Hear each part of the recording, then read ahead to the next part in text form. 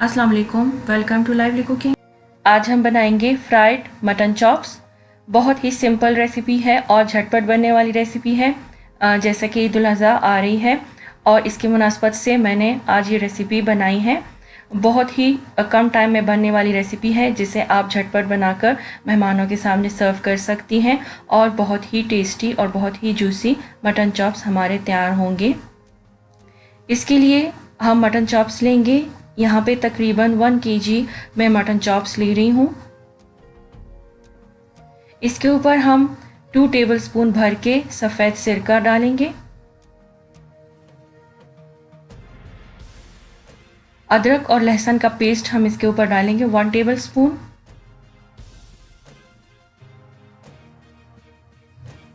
काली मिर्च का पाउडर हम डालेंगे 1 टीस्पून। नमक हस्बे जायका, मैं यहाँ पे 2 टीस्पून इसमें नमक ऐड कर रही हूँ। सुर्ख मिर्च का पाउडर मैं 1 टीस्पून ऐड कर रही हूँ। अगर आपको ज़्यादा पसंद हो तो आप ज़्यादा भी ऐड कर सकती हैं।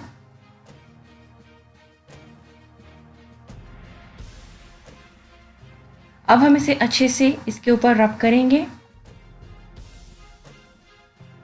और रब कर लेने के बाद हम इसको प्रेशर कुकर में डालेंगे।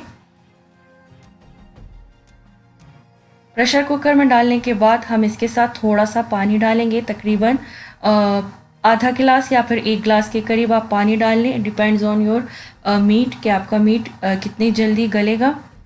अब हम इसे प्रेशर कुक करेंगे 10 मिनट के लिए। 10 मिनट में जो मेरे पास मटन चॉप्स थे वो अच्छे से गल गए थे। ये आप देख सकती हैं कि इसका पानी भी खुश्क हो रहा है और ये अच्छे से गल गए हैं। इसका पानी अच्छे से खुश्क होना चाहिए और खुश्क कर लेने के बाद हम इसे ठंडा करने के लिए छोड़ देंगे। अब हम एक बाउल लेंगे और इसमें 1 टेबलस्पून दही ऐड करेंगे। 1 अदद अंडा हम लेंगे, वो हम इसमें ऐड करेंगे। कॉर्नफ्लोर हम इसमें डालेंगे 1 टेबलस्पून। हल्दी पाउडर हम इसमें डालेंगे 1/2 टीस्पून। भुना और कुटा हुआ ज़ीरा हम इसमें डालेंगे 1/2 टीस्पून। अगर आप चाहें तो आप इसमें कुटा हुआ धनिया भी यूज़ कर सकती हैं, जो साबुत धनिया होता है, तो उसे आप कूट कर 1 टीस्पून आप वो भी ऐड कर सकती हैं। कसूरी मेथी हम इसमें ऐड करेंगे 1/2 टीस्पून। सफ़ेद सिरका हम इसमें फिर से थोड़ा सा ऐड करेंगे 2 टीस्पून। सुर्ख मिर्च का पाउडर हम इसमें ऐड करेंगे 1 टीस्पून। और अब इस मसाले को हम अच्छे से मिक्स करेंगे। अच्छी तरह से मिक्स कर लेने के बाद हम चॉप्स को इसमें कोट करेंगे। मैं एक एक कर रही हूँ आपको दिखाने के लिए, और अगर आप इसको एक साथ ही इसके ऊपर डाल लें तो कोई मसला नहीं। आप सारे चॉप्स उठाकर इसी तरह बाउल में डालकर इसके ऊपर सारी कोटिंग लगा लें, लेकिन मैं एक एक कर रही हूँ ताकि मैं आपको क्लियरली दिखा सकूँ। इस तरह करके हम सारे चॉप्स के ऊपर ये कोटिंग वाला मसाला लगा लेंगे और इसके बाद हम इसे फ्राई करेंगे। अगर आप चाहें तो आप इसे डीप फ्राई भी कर सकते हैं, लेकिन डीप फ्राई करने से ये इतनी जूसी नहीं रहते, क्रिस्पी बन जाते हैं, तो इसलिए मैं इसे शैलो फ्राई करूँगी फ्राइंग पैन में। फ्राइंग पैन में हम इसे डालेंगे इस तरह करके और शैलो फ्राई करेंगे गरम ऑयल में। अच्छी तरह से दोनों तरफ कलर आने तक हम इसे पकाएंगे ताकि ये क्रिस्पी हो जाए। ये बाहर से क्रिस्पी होंगे और अंदर से जूसी होंगे। आप इसे मीडियम हीट पर पकाइए, बहुत ज़्यादा तेज़ आंच इसकी ना हो।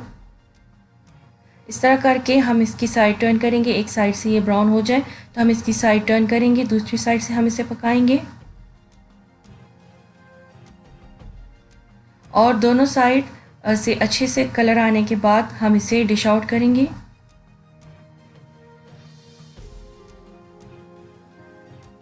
ये आप देख सकती हैं कि इसका अच्छे से कलर आ गया है। अब हम इसे डिश आउट करेंगे।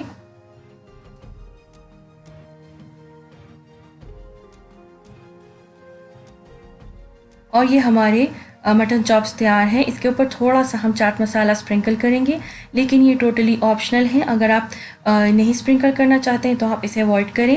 لیمن ویجز کے ساتھ ہم اسے سرو کریں گے. بہت ہی سمپل اور ایزی ریسیپی ہے جو کہ عید والے دن آپ جھٹپٹ بنا سکتے ہیں. امید ہے آپ کو میری ریسیپی ضرور پسند آئے گی. اگر میری ریسیپی آپ کو پسند آتی ہے تو میرے چینل کو سبسکرائب کرنا مت بھولیے گا. Thank you for watching. اللہ حافظ.